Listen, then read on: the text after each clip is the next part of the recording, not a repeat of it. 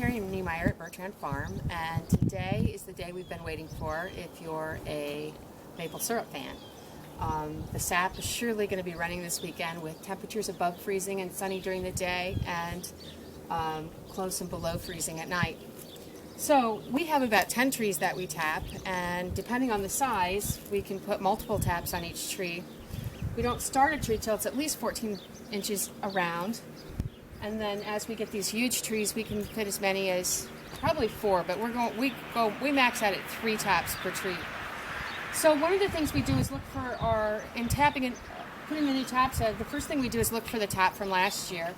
And in our mind, we make not a rectangle, but a diamond shape about the size of 10 inches across, right through the middle of that, and think about where it's going to come down to. And then we make sure to leave that spot free of taps, because that's the scarring area, and it takes a couple years for that actually to heal. So our tap that we're going to put in right now is going to be right below that, about waist high.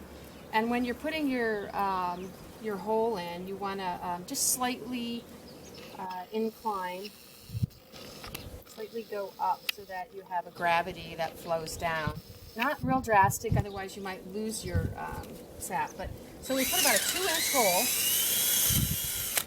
2-inch hole, and there's a couple ways we're doing it now. If you're just a hobbyist and you don't have a lot of trees, we use the old-fashioned method with the spile and the hook. So the spile goes in, and the hook's right on it. I'll show you what that looks like.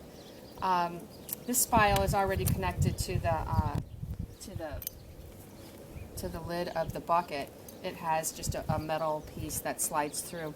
I think you can get a 3-piece setup at Rural King for about $99, which will have everything you need, and even the drill bit, so that you have the right size drill.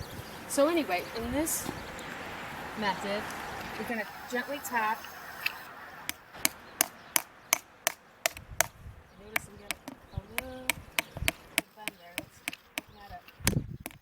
But today, if you're out there today, you're probably going to see some dripping right away.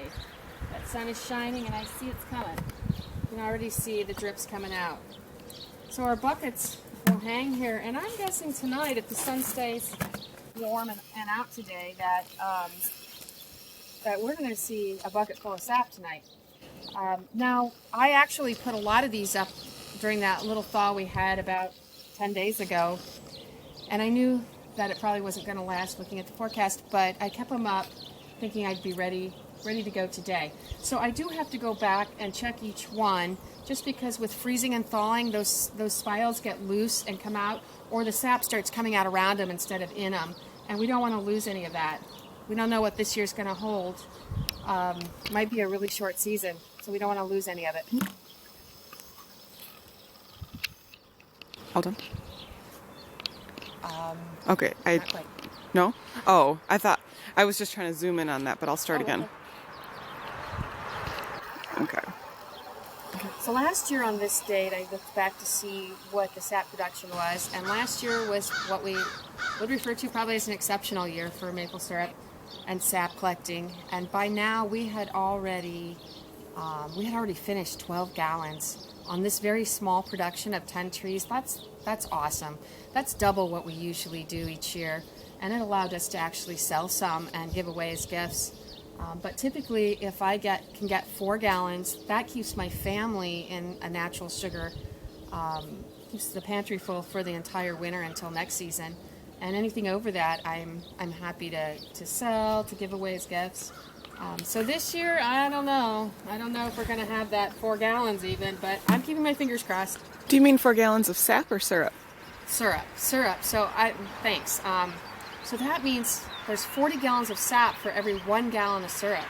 So last year we collected, about really probably 500 gallons of sap altogether, because I did burn a couple batches. So we're looking for at least, we would like to get, close to 200 this year, so we can at least keep our family in natural sugar for the season, for the year, actually. I hear this one dripping away already. So I just want to show you one other thing. You know, when you have lots of buckets, and I do this myself even with 10 trees, we're crossing over to using tubing, and it has some great advantages. Your buckets can actually sit on the ground, which allows them to hold more weight. And we have lids, secure lids that we drill holes in the size of the tubing. And you just want to be really sure when you do it this way that your drill bit is the same size as your tubing. If you get it too big, your sap will actually slide down the tree instead of into the tube. But what we do is, rather than putting the spile in, we just, I actually cut the pipe or the tubing on a slant and stick that in, and then put the other end into the bucket, and we can actually use one bucket for two tappings this way as well.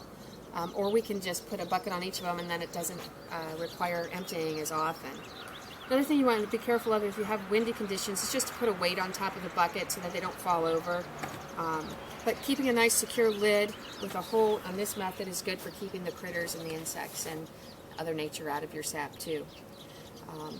We do strain it then and cook it down, and this is the beginning of the season, so good luck. If you have some maple trees at home, tap them and collect the sap. I know Potato Creek has a sugar house, and I think they welcome people to bring their sap and exchange it for syrup, because I know a lot of people don't have the means to actually boil it down. You don't want to do this in your house. It'll take the wallpaper off your walls. Too much evaporation. But we have an outside kitchen, so we can do that with a lot of heavy exhaust system, open windows. Something you don't want to try in your house.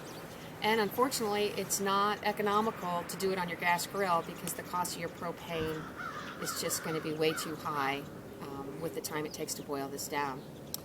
So, stay tuned, and we'll get back with you next week, maybe with some finished product, and take a look at how we boil it down.